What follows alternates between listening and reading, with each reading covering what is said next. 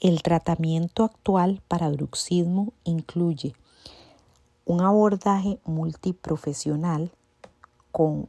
valoración de odontología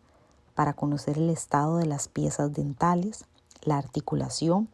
y la prescripción o no de un plano de mordida,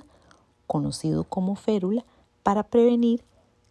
el desgaste a futuro en estas estructuras. A nivel de fisioterapia, valoramos la condición muscular, la posición de la cabeza y cuello, la postura general y los patrones posturales que adopte el paciente.